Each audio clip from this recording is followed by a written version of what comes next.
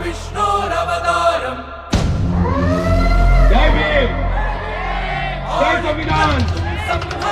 સૌને જે બાબા સાહેબે પ્રેરણા આપી તેઓ સમગ્ર ભારતના જ નહીં પરંતુ સમગ્ર વિશ્વના એક વિભૂતિ તરીકે પ્રસ્થાપિત થયા અને સરળ કોઈ સમાજની વાત નહીં, કોઈ નાત જાતની વાત નહીં, પરંતુ બહુ સૂક્ષ્મ વાત હતી કે જેમની પાસે નથી એમને આપણે, અને એમણે આખા દરેક બાબતોનું તારણ કરીને આ બંધારણ બનાવ્યું.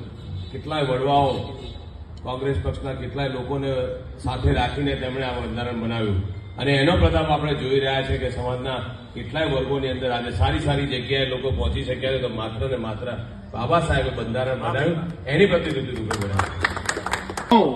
સાથીઓ, આપણે સૌ બધા પોતપોતાની જગ્યાએ ઉભા થઈએ અને એક હું પ્રતિજ્ઞા લેવડાવું કે બાબા સાહેબના નિયમો, સિદ્ધાંતો, તેમણે લખેલું બંધારણ સૌની રક્ષા કરવા માટે સક્ષમ, શિક્ષિત અને સંઘર્ષ કરીને સમાજને ઘડતર આપીએ એ બાબતે એક આપણે પ્રતિજ્ઞા લઈશું. આપ સૌ પોતાના સ્થાન ઉપર ઉભા થઈ જશો એવી આપ સૌને વિનંતી કરું છું. ડોક્ટર બાબા સાહેબ આંબેડકરની જન્મ જયંતિ નિમિત્તે આપણે સૌ સાથે મળીને પ્રતિજ્ઞા લઈએ. આપણે સૌને શિક્ષિત બનાવીએ, સંગઠિત બનાવીએ અને સંઘર્ષ કરીએ. આપણે બધા એ ધર્મમાં માનીએ છીએ કે જે ધર્મમાં સ્વતંત્રતા, સમાનતા અને ભાઈચારો શીખવ્યો હોય, આપણે સૌ તેની સાથે મળીને રક્ષા કરીશું.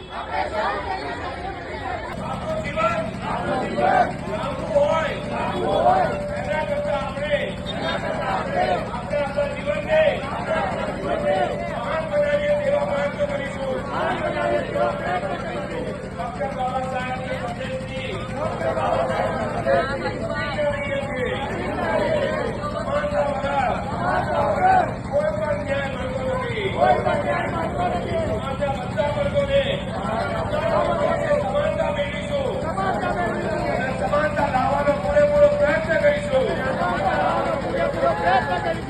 હું પ્રતિજ્ઞા લઉં છું. ડોક્ટર બાબા સાહેબ આંબેડકર દ્વારા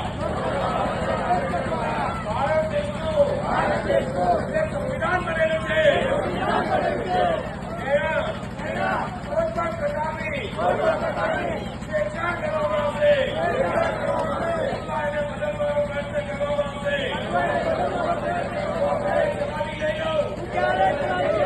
એની રક્ષા માટે જીવન કર્યા.